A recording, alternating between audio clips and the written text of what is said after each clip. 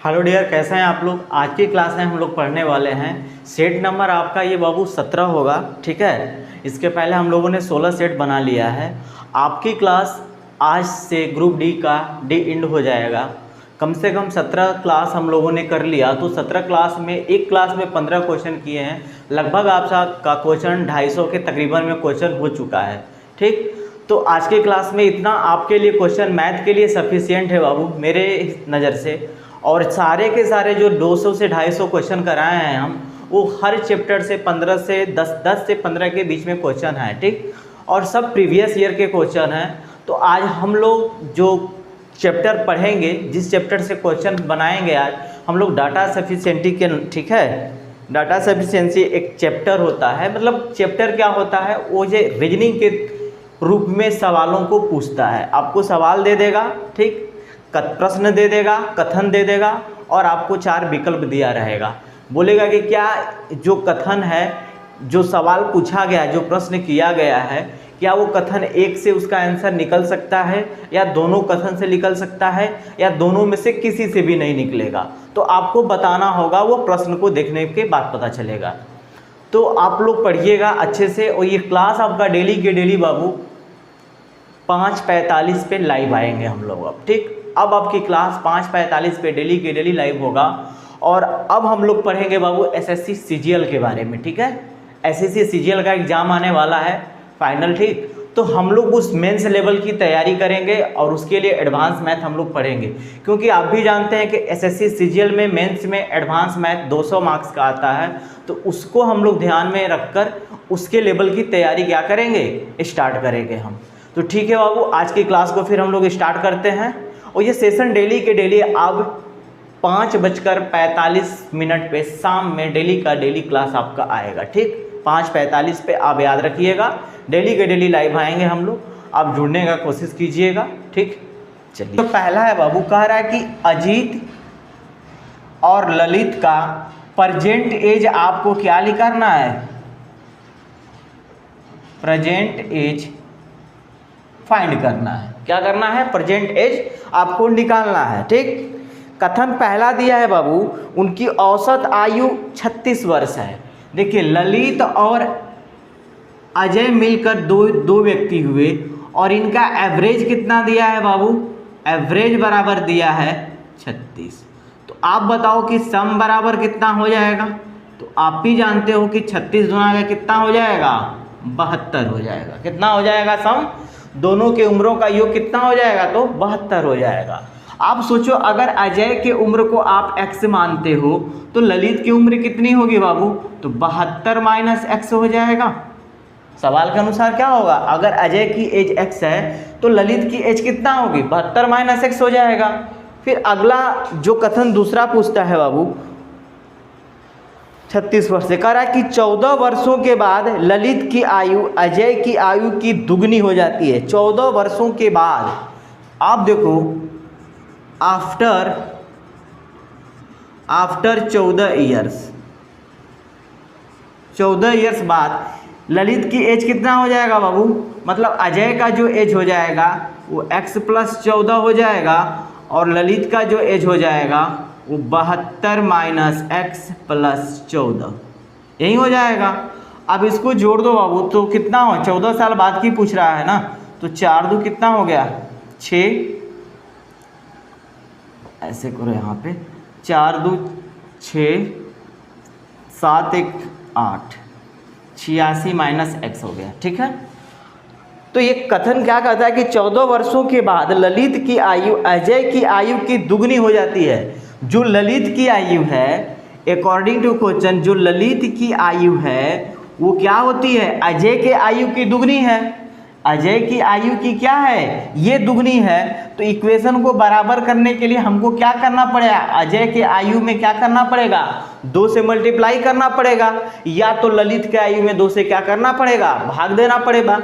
क्योंकि ऑलरेडी दुगना है, 2 ज़्यादा है ना, दुगुना है ये, तो भाई बराबर करने के लिए तो इसमें 2 से भाग दे दें, या तो अजय में 2 से मल्टीप्लाई कर दें।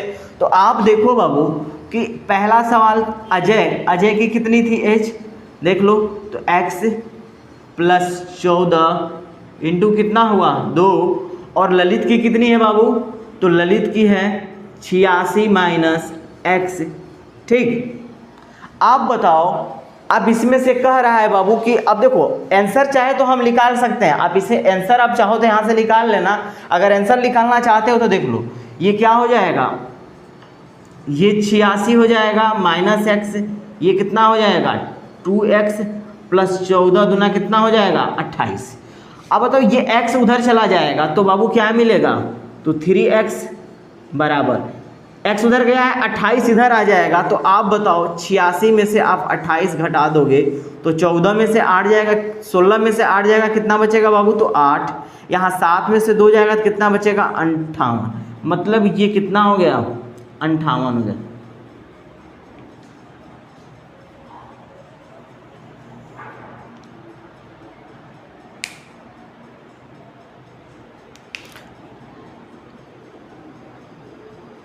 ठीक, तो x का यहाँ से फाइनल कितना हो जाएगा, x बराबर कितना हो जाएगा बाबू, तो 58/3 हो जाएगा। x का मान कितना हो जाएगा 58/3 हो जाएगा। तो ये x का वैल्यू कितना हो गया बाबू यहाँ से 58/3, और इसकी वैल्यू कितनी हो जाएगी बाबू, तो आप कह दोगे सर कि 72 में से हम 58/3 क्या करेंगे, घटा देंगे, वहीं हमारा क्या आ जाएगा आंसर आ जाएगा। तो देखिए 3 दूना के कितना हो गया 6, और ये 7 तरीके कितना हुआ 21, 216 आ गया बाबू। तो 216 में से आप 58 को घटा दो तो ये कितना बचेगा 8, यहाँ पे 0, 10 में से 5 गया तो 5, 158 बचेगा। कितना बचेगा बाबू, तो 158।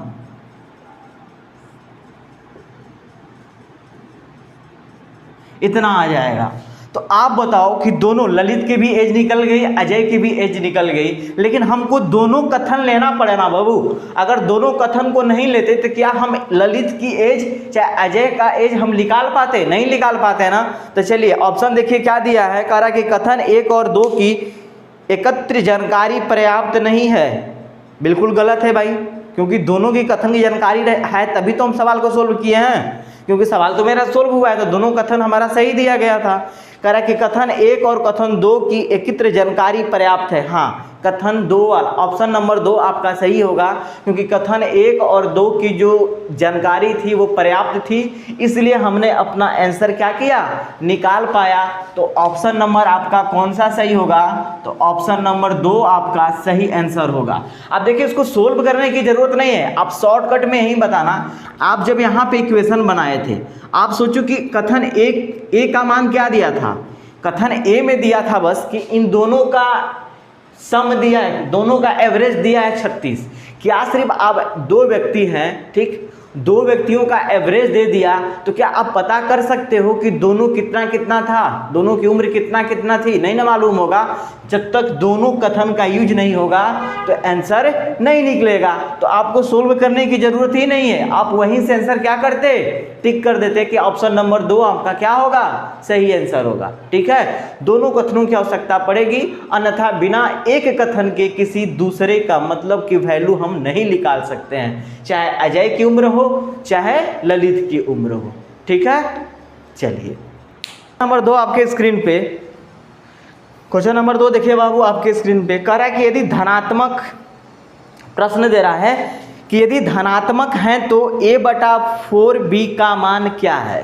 देखिए प्रश्न आपका कहाँ है बाबू, क्वेश्चन जो कह रहा है दूसरा कि a/4b बराबर क्या होगा। ठीक, जो कथन है आपका, स्टेटमेंट जो है बाबू वो कह रहा है, स्टेटमेंट कह रहा है कि b बराबर 3a। देखिए पहला जो स्टेटमेंट है बाबू वो क्या कह रहा है कि b बराबर 3a, और दूसरा स्टेटमेंट क्या कह रहा है, तो ध्यान से देखिए, दूसरा स्टेटमेंट कह रहा है कि a बराबर 5 है, a बराबर क्या है 5 है। तो आपसे पूछा है बाबू कि a/4b का मान क्या होगा।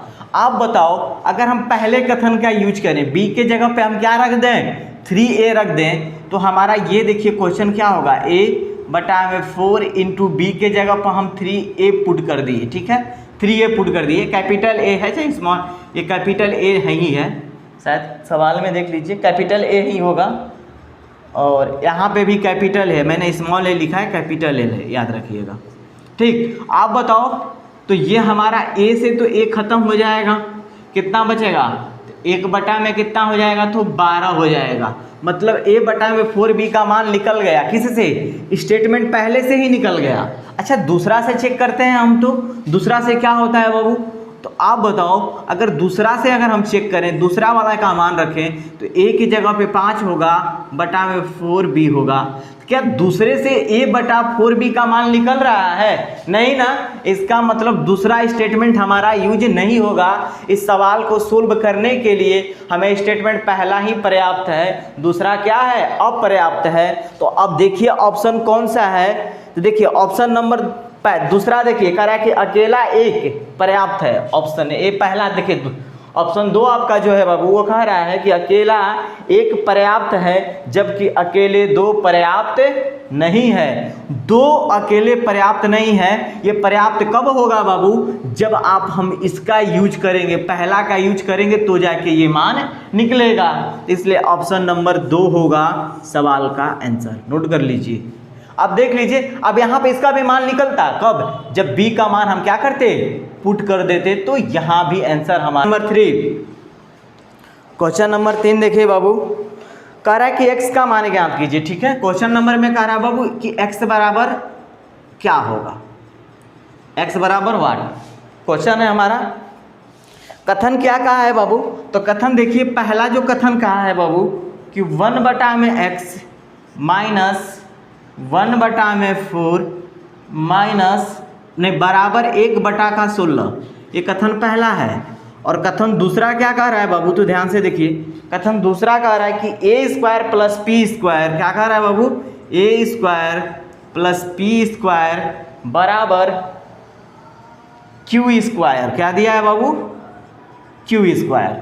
ठीक है, अब ध्यान से देखिए, अब बताए हमसे x का मान पूछ रहा है, तो क्या दूसरा वाले इक्वेशन में x कहीं शामिल है, दूसरा जो आपका स्टेटमेंट है क्या इसमें x कहीं भी शामिल है, नहीं ना, तो दूसरा वाला का हमको कोई मतलब ही नहीं है। इसका मतलब इससे हम x का मान फाइंड कर सकते हैं। जब इसे आप सोल्व करोगे बाबू, तो 1 बटा का x जो आएगा, यहाँ पे देखिए, जब इसे आप सोल्व करोगे इससे, तो क्या होगा, 1 बटा का x, देखिए 1/4 जो है ना बाबू, ये 1 बटा का 16 उधर जाएगा तो कितना हो जाएगा, प्लस 1 बटा का 4।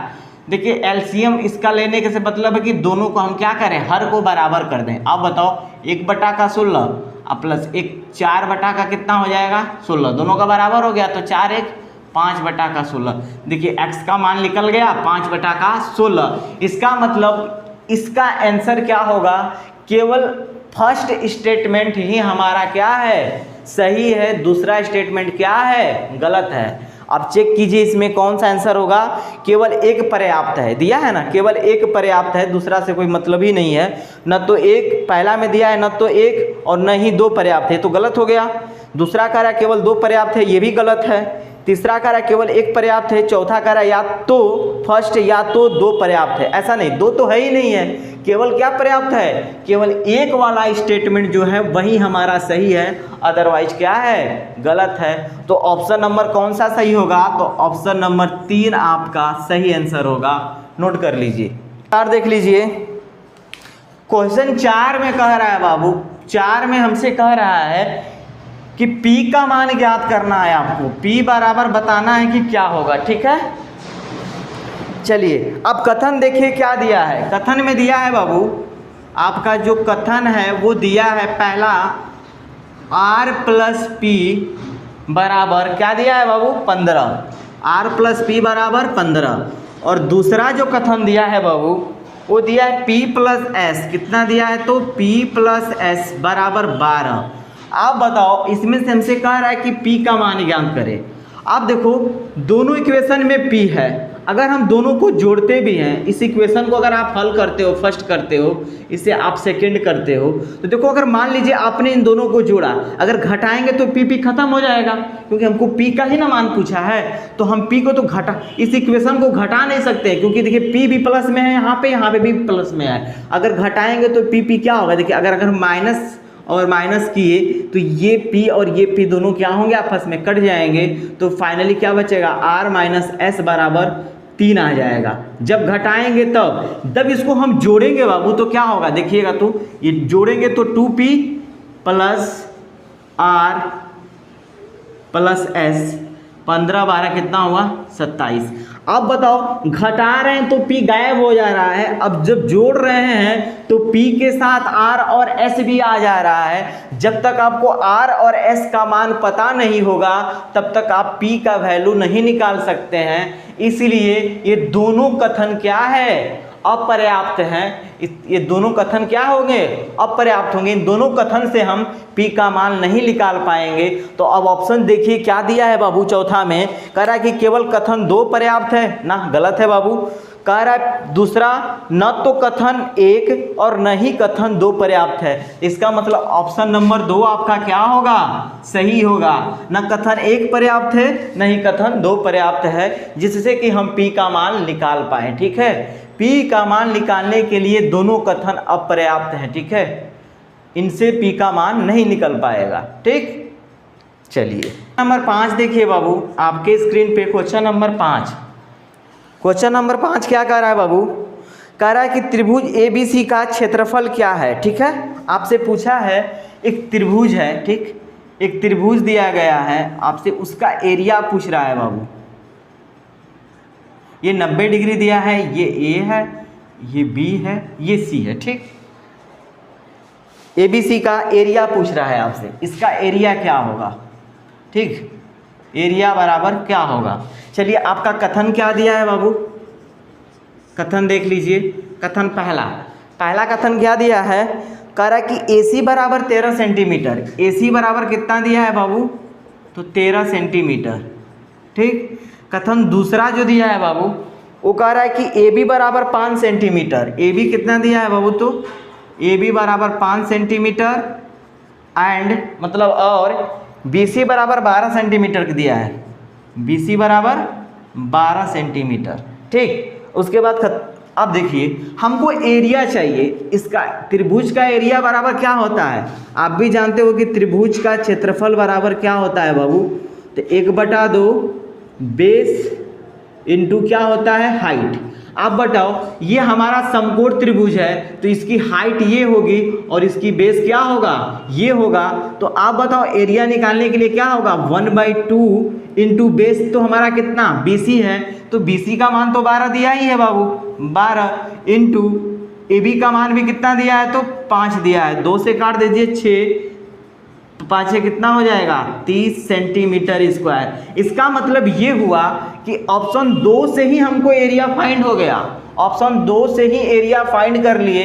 अगर आपसे पूछा जाए बाबू कि ऐसा करिए कि आप AC जो आपका जो कथन है, जो कथन फर्स्ट है, क्या 13 सिर्फ दिया था, क्या 13 से आप एरिया निकाल सकते हैं। जब तक आपको ये और ये साइड नहीं पता रहेगा तो आप कर्ण दिया रहेगा सिर्फ समकोण त्रिभुज में, तो उसकी एरिया फाइंड नहीं हो पाएगी जब तक कि लंब और आधार न दे।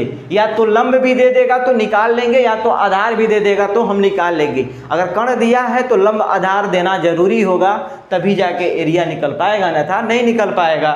इसका मतलब इस सवाल का एरिया निकालने के लिए ट्रायंगल के लिए कथन 2 पर्याप्त है। कथन 2 क्या है, पर्याप्त है। तो अब देखिए बाबू ऑप्शन में कौन सा होगा, कह रहा कि पहला केवल 1 पर्याप्त है, नहीं 1 से कभी निकल ही नहीं सकता है। सिर्फ अगर कर्ण दे दे तो समकोण त्रिभुज का एरिया कभी भी नहीं निकल पाएंगे। ठीक, उसके बाद क्या कह रहा है, 1 और 2 दोनों पर्याप्त हैं, नहीं दोनों कैसे हो सकते हैं, 1 और 2 दोनों पर्याप्त हैं, नहीं सिर्फ 1 तो पर्याप्त नहीं है, तो हम कैसे बोल सकते हैं कि दोनों पर्याप्त हैं। पर्याप्त तो सिर्फ 2 है, तो ऑप्शन नंबर 3 देखिए कह रहा है केवल 2 पर्याप्त है। इसका मतलब आपका ऑप्शन इसका क्या होगा, तो ऑप्शन नंबर 2 सही होगा। केवल 2 वाले से हम क्या करेंगे, एरिया निकाल लेंगे, यही इसका पर्याप्त हल होगा। ठीक है, ऐसे स्टेटमेंट एंड रीजन के क्वेश्चन आएंगे एग्जाम में। TCS इस बार एग्जाम को कराने वाली है तो पैटर्न थोड़ा सा घुमाएगा बाबू, तो ये सब चीज़ें आपको पता होना चाहिए। ठीक है, चलिए क्वेश्चन नंबर 6 में कह रहा है बाबू कि कोण ACB बराबर क्या होगा। ठीक है, प्रश्न में यही दिया है कि कोण ACB का मान क्या होगा। आप बताओ बाबू इसमें कथन में क्या दिया है, थोड़ा देख लीजिए। कथन जो दिया है कथन पहला जो दिया है बाबू, एक डायग्राम बनाया है। क्या बनाया है? एक डायग्राम बनाया है।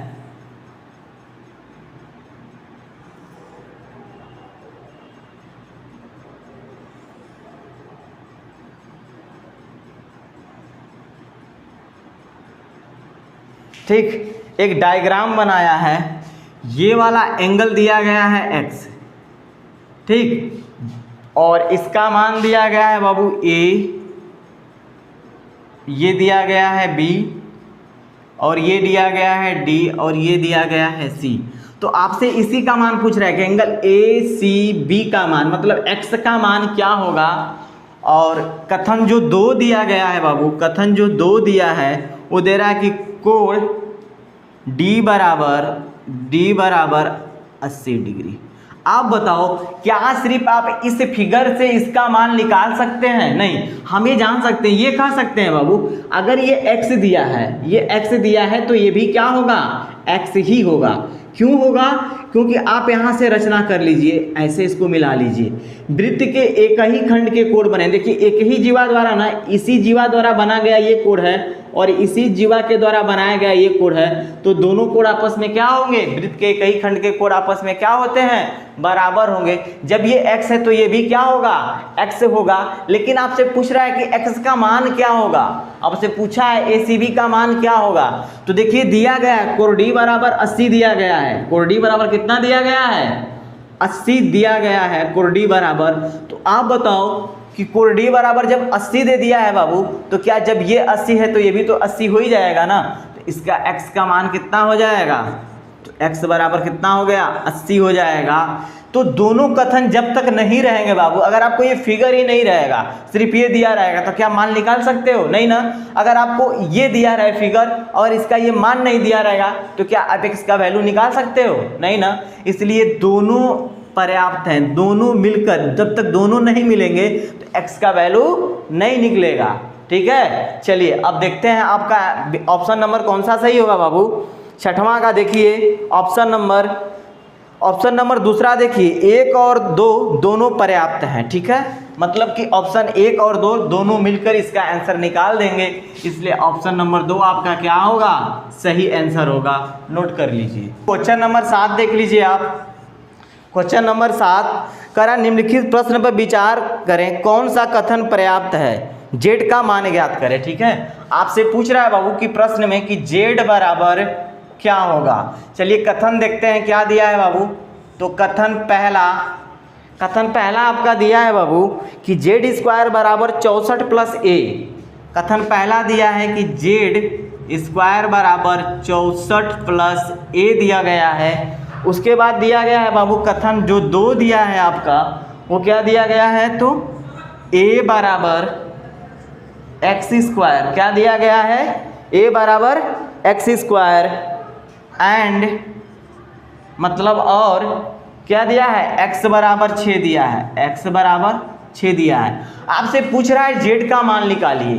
तो आप बताइए, अगर z का तो कहाँ, z तो इसी में ना अवेलेबल है, z इसमें अवेलेबल है, तो z का मान किस कथन फर्स्ट से ही निकलेगा। z का मान निकलेगा तो किससे निकलेगा? कथन फर्स्ट से ही निकलेगा। अगर अब हम देखते हैं, आप ये बताइए कि क्या अगर z का मान निकल जाता कथन 1 से, कब? जब आपको a का मान दिया रहेगा तब। तो आप बताओ, a बराबर तो एक्स स्क्वायर दिया है, लेकिन x का मान कितना दिया है? 6। तो आप बताओ a बराबर एक्स स्क्वायर, तो 6 यहाँ पे रख दोगे तो 6 का स्क्वायर कितना हो गया? 36 हो गया। इसका मतलब बाबू a का मान कितना मिल गया आपको? 36 मिल गया। जब z स्क्वायर का मान आपसे पूछ रहा है बाबू, तो इसमें अगर z का मान रखोगे तो क्या होगा? 64 प्लस 36 बराबर 100 हो जाएगा। तो z बराबर कितना मिल गया? 10 मिल गया। मतलब कथन 1 और कथन 2 दोनों पर्याप्त हैं। जब तक दोनों कथन नहीं रहेगा तब तक हम z का मान फाइंड नहीं कर सकते हैं, इसलिए कथन दोनों का होना जरूरी है। इसलिए इसका ऑप्शन जो भी आंसर बनेगा वो कथन 1 और 2 दोनों क्या होंगे? एक साथ पर्याप्त होंगे। ठीक, चलिए अब देख लेते हैं सातवां का बाबू। आप क्वेश्चन नंबर 8 था ये क्वेश्चन नंबर 8 है, इसको क्वेश्चन नंबर 8 समझिएगा। ठीक, क्वेश्चन नंबर 8, इसका आंसर क्या होगा? केवल एक पर्याप्त है, केवल एक पर्याप्त है, न कह रहा है या तो एक या तो दो पर्याप्त हैं, केवल एक पर्याप्त है, न तो एक और न दो पर्याप्त है, फिर कह रहा है केवल दो पर्याप्त है। आप देखिए बाबू इसका ऑप्शन क्या होगा, कह रहा है कि सिर्फ केवल एक से निकल जाएगा। आप बताओ ऑप्शन ए से क्या हम जेड का मान फाइंड कर सकते हैं? कतई नहीं कर सकते हैं। जब ए का मान आपको पता ही नहीं रहेगा तो जेड का वैल्यू कहाँ से निकालोगे? जेड का वैल्यू निकालने के लिए दोनों कथन चाहिए। तो आपका शायद इसमें आंसर लगता है बाबू हमने सही से नहीं लिखा है आंसर। ऑप्शन नंबर पहला सही है, या तो नहीं केवल एक पर्याप्त है। नहीं बाबू इसका ऑप्शन आप लिख लेना, इसका आंसर लिखना, इसका आंसर आप लिखना। ऑप्शन मैंने नहीं लिखा है, गलत लिखा है, ठीक है। इसका आंसर होगा एक और दो दोनों पर्याप्त हैं, एक एंड दो दोनों पर्याप्त हैं।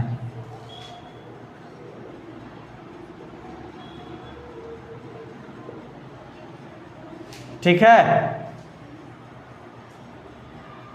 क्या होगा? दोनों पर्याप्त है, क्योंकि हमसे जेड का मान पूछा है। तो अब बताओ कि जेड का मान कहाँ से निकलेगा बाबू? जब तक अगर यहाँ से आपने ए का मान तो निकाल लिया, ठीक है, सुन लीजिए, आपने यहाँ से ए का मान निकाल लिया, लेकिन जेड का मान निकालना है ना। तो जेड का मान जब तक हम ए का मान यहाँ पुट नहीं करेंगे तो जेड का मान निकलेगा कहाँ से? नहीं निकलेगा ना।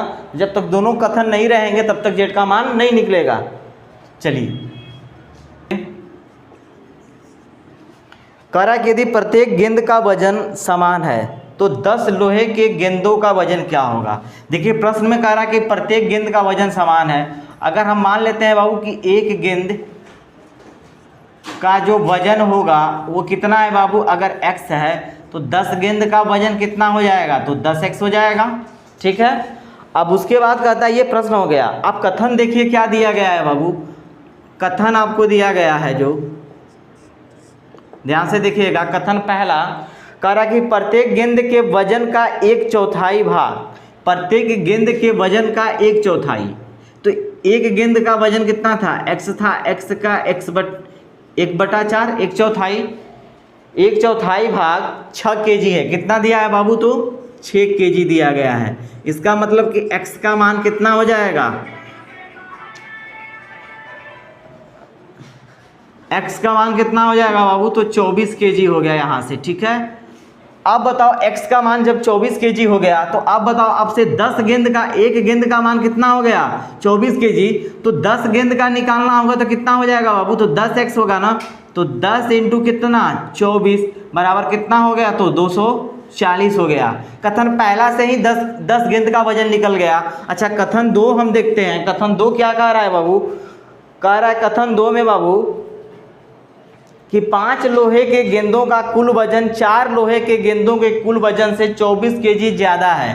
कह रहा है कि जो 5 गेंदों का कुल वजन जो है, ठीक है, 5 गेंदों का कुल वजन जो है बाबू, वो 5 गेंदों के लोहे कुल वजन 4 लोहे के गेंदों के कुल वजन से 24 ज़्यादा है, ठीक। ये क्या है? 24 ज़्यादा है, तो हम 24 क्या करेंगे बाबू? इसके में ऐड कर देंगे तो यहाँ से x बराबर भी क्या मिल जाएगा? 24। आप बताओ एक गेंद का वजन अगर 24 है तो मुझे 10 गेंद का निकालना है, तो कितना हो जाएगा बाबू? 24 इंटू कितना? 10 बराबर 240। मतलब कि दोनों कथन पर्याप्त हैं निकालने के लिए। एक कथन से भी आपका 10 गेंद का वजन निकल जाएगा और दूसरे कथन से भी क्या होगा? 10 गेंद का वजन निकल जाएगा। तो आपका आंसर क्या हो जाएगा? दोनों कथन सही हैं, या तो फर्स्ट ले लीजिए या तो सेकंड, दोनों क्या है? पर्याप्त हैं। देखिए किसमें दिया गया है बाबू? ऑप्शन नंबर पहला कह रहा है कि केवल कथन एक या दो पर्याप्त है, मतलब एक भी केवल पर्याप्त हो जाएगा या तो केवल दो भी पर्याप्त हो जाएगा। तो ऑप्शन नंबर आपका क्या हो जाएगा? पहला सही हो जाएगा। नोट कर लीजिए। 11 कह रहा है कि एक स्कूल में 3 शिफ्ट हैं, ठीक है। तो तीसरे शिफ्ट में कुल कितने छात्र हैं? देखिए एक स्कूल है बाबू, इसके में 3 शिफ्ट हैं, 2 3 शिफ्ट हैं, तीनों शिफ्ट हैं, याद रखिएगा। प्रश्न आपका कह रहा है कि स्कूल है, एस से स्कूल, इसके कितने शिफ्ट हैं? तो 3 शिफ्ट हैं, ठीक। कथन की बात करते हैं बाबू कि कथन क्या कह रहा है। अब तो जो कथन कहा है बाबू 11 में कुल छात्र 600 हैं। पहला कथन में कह रहा है कि कुल छात्र, मतलब कि स्टूडेंट कितने हैं बाबू, तो 600 हैं टोटल, ठीक। दूसरा कथन में क्या कर रहा है बाबू, कुल छात्रों का 1/4 भाग शिफ्ट 1 में है। शिफ्ट 1 में कितने हैं, तो 1/4 कुल छात्रों का, तो 100 का 1/4 मतलब 1/4 बाबू, तो 4 से काट दो इसको, कितने बार में, 15 चौके 60, 150, मतलब शिफ्ट 1 में कितने छात्र हैं, तो 150। आपसे पूछा है कि शिफ्ट 3 में कुल कितने छात्र हैं ना। उसके बाद देखिए कथन पहला हो गया, और उसके बाद बाबू कह रहा है कुल छात्रों का 1/4 भाग शिफ्ट 1 में है। कथन दूसरा में कहा है ना 1/4 भाग शिफ्ट 1 में है, ठीक। एक शिफ्ट 1 वाला का निकल गया। और उसके बाद फिर कहता है शिफ्ट 2 में आने वाले छात्रों की संख्या, शिफ्ट 2 में आने वाले छात्रों की संख्या शिफ्ट 1 में आने वाले छात्रों की संख्या का दुगुना है। कह रहा है कि बाबू शिफ्ट 2 में, जो शिफ्ट 2 है इसमें जो छात्र आते हैं, ठीक। आप बताओ कि शिफ्ट 1 में कितने छात्र हो गए, 150 हो गया, टोटल 650 था, तो शिफ्ट 2 और 3 में मिलाकर टोटल कितने छात्र होंगे, तो 450 ही होंगे ना बाबू। शिफ्ट 2 और 3 में कितने मिलाकर होंगे, 450। तो ये कह रहा है बाबू कि शिफ्ट 2 में आने वाले छात्रों की संख्या, ठीक है, जो 2 में आते हैं शिफ्ट में, छात्रों की जो संख्या है, 2 में आने वाले छात्रों की संख्या शिफ्ट 1 में आने वाले छात्रों की संख्या का दुगुना है। मतलब 1 वाले से ये कह रहा है कि दुगुना है, तो बताओ ये शिफ्ट 2 है, इसमें दुगुना कह रहा है पहले से, तो हम क्या करेंगे, शिफ्ट 2 वाले में 1 वाले में मल्टीप्लाई कर देंगे। तो आप बताइए बाबू कि 1 वाले का मान कितना दिया था शिफ्ट का, 150 दिया है, तो इसमें कितने 2 से मल्टीप्लाई कर देंगे, तो ये 300 हो जाएंगे।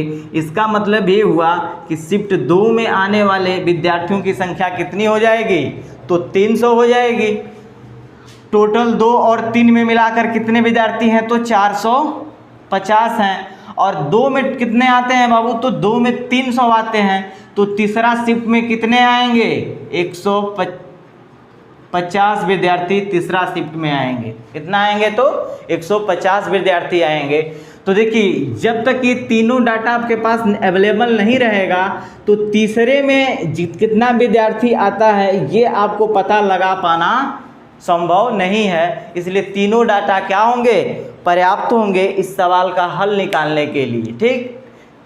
ऑप्शन देखिए कौन सा होगा बाबू, कह रहा है कि पहला ऑप्शन देखिए, कथन 1 और 2 और 3 एक साथ पर्याप्त हैं, तो बिल्कुल सही है बाबू। अगर ये तीनों कथन नहीं रहेगा तो आप तीसरे शिफ्ट में आने वाले बच्चों की संख्या आप नहीं निकाल पाएंगे, क्योंकि हमने तीनों स्टेटमेंट का यूज करके ही ना तीसरे में आने वाले विद्यार्थियों की संख्या का पता लगाया है। क्योंकि पहले स्टेटमेंट में तो टोटल विद्यार्थी दिया था, दूसरे स्टेटमेंट में दिया था कि टोटल विद्यार्थी का 1/4 क्या है, पहले शिफ्ट में आते हैं, और तीसरा में स्टेटमेंट में ये दिया था कि दूसरे शिफ्ट के जो बच्चे हैं वो दुगना है पहले शिफ्ट वालों से। तो तीनों के तीनों स्टेप कथन का मैंने यूज करके ही तो तीसरा शिफ्ट में आने वाले बच्चों की संख्या निकाले हैं। इसलिए कथन पहला जो ऑप्शन हमारा होगा वो सही होगा कि तीनों कथन का होना जरूरी है, अन्यथा इसका आंसर क्या होगा, नहीं निकलेगा। नंबर 12 देख लीजिए बाबू आपके स्क्रीन पे, कह रहा है एक मूलधन पर साधारण ब्याज 200 रुपये है, ठीक है।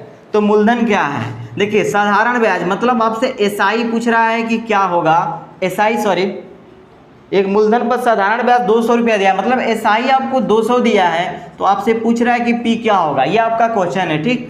कथन की बात करते हैं बाबू हम कि कथन क्या कह रहा था। कथन पहला ध्यान से देखिएगा, कथन पहला कह रहा है ब्याज दर 20% है, मतलब कि जो रेट है हमारा वो 20% दिया गया है। 20% का फ्रैक्शन वैल्यू कितना होगा, 1/5, ठीक। मूलधन 10 वर्षों में, मूलधन कह रहा है बाबू 10 वर्षों में साधारण ब्याज अर्जित करता है। जो मूलधन है ना वो 10 वर्षों में, मतलब दूसरा कथन में कह रहा है, मतलब एन मतलब कि टी बराबर 10 ईयर दिया गया है, ठीक। तो आप बताओ, आपने एसआई का तो फॉर्मूला पढ़ा होगा, एसआई बराबर क्या होता है, पीआरटी। क्या होता है बाबू, सिर्फ पीआरटी। पीआरटी क्यों लिख रहे हैं, क्योंकि मैंने आर को फ्रैक्शन में कन्वर्ट कर दिया है। परसेंटेज जो दिया था जब उसको हम फ्रैक्शन में कन्वर्ट कर देंगे तो बटा में 100 नहीं लिखते हैं। तो एसआई हमारा कितना दिया था बाबू, तो 200 दिया है, और हमको पी नहीं पता है, लेकिन r पता है 1/5 इंटू समय भी पता है 10। 5 से काट देंगे तो 2 बार में जाएगा और 2 से इसको काट देंगे तो 100 बार में। इसका मतलब p बराबर कितना हो गया? 100 हो गया। आप बताओ p का मान सिर्फ क्या कथन हमको रेट देता, सिर्फ रेट देता और SI देता तो क्या p का मान हम निकाल पाते? नहीं निकाल पाते, जब तक कि हमको टाइम नहीं देगा। मतलब इस क्वेश्चन को हल करने के लिए दोनों कथन का होना क्या है? जरूरी है, तभी जाके इसका सवाल का हल निकलेगा, ना था नहीं निकलेगा। ऑप्शन x का एक बार चेक करिए क्या होगा। तो ऑप्शन नंबर पहला बाबू, दोनों कथन 1 और 2 पर्याप्त हैं। ऑप्शन नंबर पहला क्या होगा? कथन 1 और 2 दोनों क्या हैं? पर्याप्त हैं इस डाटा का मान निकालने के लिए। ठीक, चलिए क्वेश्चन नंबर 13 देख लीजिए। क्वेश्चन नंबर 13 आपके स्क्रीन पे कह रहा है कि शनिवार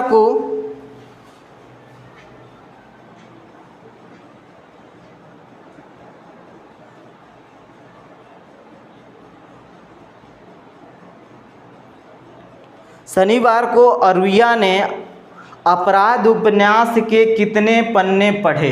कह रहा है कि शनिवार को, अरुया है एक नाम, लड़की का नाम है, वो बोला कि शनिवार को कितने उपन्यास जो था उसके, अपराध उपन्यास जो है उसके कितने पेज पढ़ी है शनिवार को, आपको बताना है। शनिवार को कितने पेज पढ़ी है वो उपन्यास का, पेज पढ़ी है।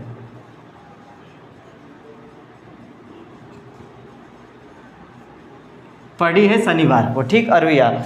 अब कथन देखते हैं बाबू क्या है। कथन जो हमारा है, कथन जो पहला है वो कहता है बाबू, अरुया ने रविवार को सुबह पुस्तक के आखिरी 100 पन्ने पढ़े। मतलब कि जो पुस्तक थी उसका आखिरी 100 पन्ना पढ़ ली है।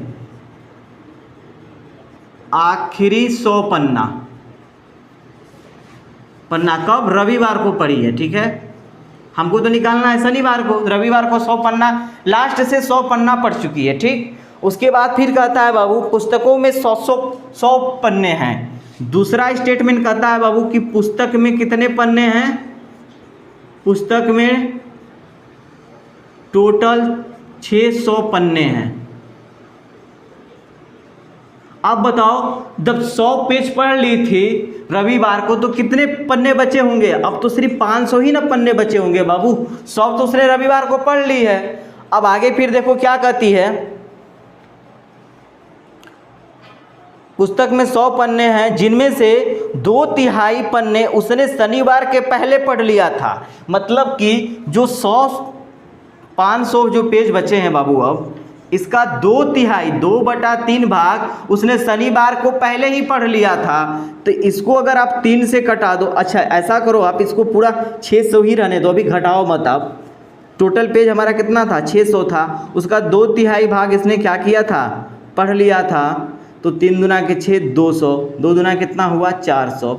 आप बताओ ये 400 पेज था, 4 मतलब 600 में 400 पेज ये पहले ही पढ़ चुकी थी और 100 पेज शनि मतलब रविवार को 100 पेज पढ़ चुकी थी। 400 तो पहले ही पढ़ चुकी है, शनिवार से पहले ही पढ़ चुकी है। तो अब 600 में 400 घटाएंगे तो 200 पेज बचेगा बाबू, 200 पेज बचेगा।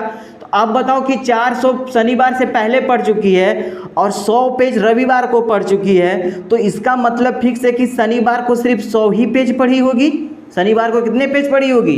100 ही पेज पढ़ी होगी। इसका मतलब कि अगर ये दोनों स्टेटमेंट अगर न रहे तो हम ये निकाल नहीं सकते हैं कि जो अरुया है वो शनिवार को अपराध उपन्यास का कितना पन्ना पढ़ी है। जब तक ये दोनों कथन हमारे नहीं रहेंगे तो ये हम निकाल नहीं सकते हैं कि कितना पन्ना पढ़ी है। क्योंकि देखिए पहले कथन में कह दिया है कि आखिरी 100 पन्ना पढ़ ली है रविवार को, ठीक। और दूसरा कथन में कहता है कि पुस्तक में टोटल 100 पन्ने हैं और कहता है फिर आगे कि 2/3 पन्ना शनिवार से पहले पढ़ लेती है। तो टोटल आप बताओ कि 600 था, उसका 2/3 निकालोगे तो 400 पन्ना आएगा। तो 400 पन्ना शनिवार से पहले ही पढ़ ली है। तो इसका मतलब टोटल 600 था तो बच्चा कितना? 200 पन्ना। और 200 पन्ना में 100 पन्ना बोल रहा है कि रविवार को ही पढ़ ली बाबू। तो फिक्स है कि 100 पन्ना जो बच्चा है वो शनिवार को पढ़ी है। तो अब ऑप्शन देखिए कौन सा होगा 13वां का। एक और दोनों कथन एकत्रित जानकारी आवश्यक है। ठीक है, पहला ऑप्शन आपका क्या हो जाएगा, सही आंसर हो जाएगा। पहला ऑप्शन क्या होगा आपका, सही आंसर हो जाएगा, नोट कर लीजिए। नंबर 14 कह रहा है कि वह समय ज्ञात कीजिए जिसमें मूलधन निवेश किया गया है। ठीक है, आपसे टाइम पूछ रहा है बाबू कि वह समय ज्ञात कीजिए जिसमें मूलधन क्या गया है, निवेश किया गया है। आपसे कथन में क्या दिया गया है, कथन पहला कह दे रहा है बाबू, कथन में 15 रुपये साधारण ब्याज 3 प्रति वर्ष कह रहा है। 15 रुपया साधारण ब्याज, एसआई बराबर कितना दिया है तो 15। ठीक है, आर बराबर कितना दिया है तो 3%। ठीक, मूलधन 500 रुपया दिया गया है, मतलब कि पी कितना दिया गया है तो 500।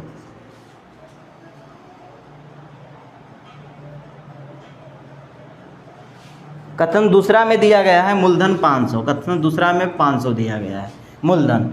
आप बताओ, आपको एसआई निकालना है। एसआई का फार्मूला बताओ, फ्रैक्शन वैल्यू करेंगे इसका तो 3/100 हो जाएगा। ठीक, याद रखना।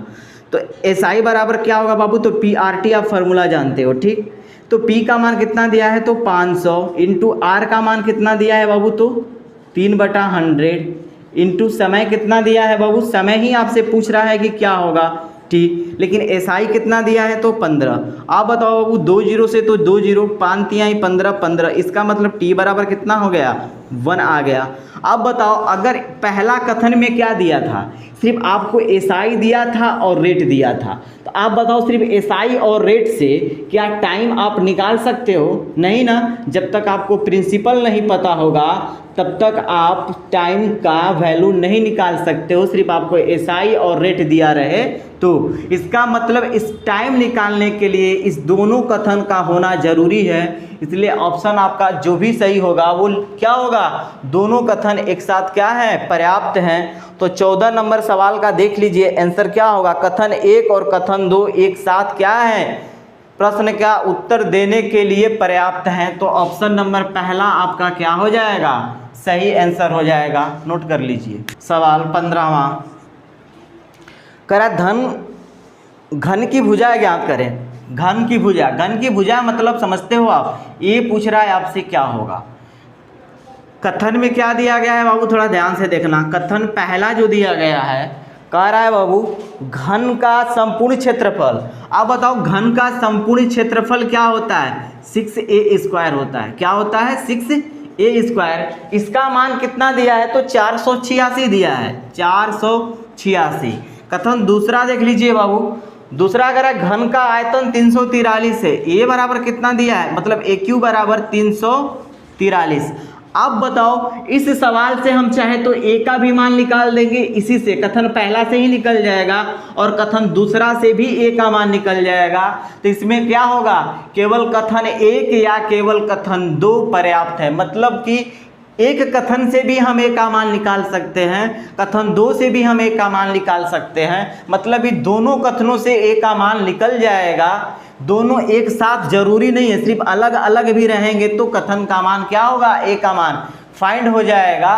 तो अगर आप इसको कटाते तो कितना होगा, 6 से 6 8 बार में जाता बाबू, 6 कम 6, तो यहाँ से ए बराबर आपका 9 आ गया। देख लीजिए कथन पहला से भी ए का मान 9 निकल गया, 343 निकालेंगे तो यहाँ से भी क्या होगा, 7 का क्यों होता है, यहाँ से भी आप दोनों कथन से क्या आ रहा है, ए का मान भिन्न भिन्न आ रहा है, लेकिन ए का मान निकल तो जा रहा है ना। तो दोनों कथन क्या है, पर्याप्त है ए का मान निकालने के लिए। तो ऑप्शन नंबर 4 देखिए, या तो कथन ए अकेला या तो केवल कथन 2 अकेला प्रश्न का उत्तर देने के लिए पर्याप्त है।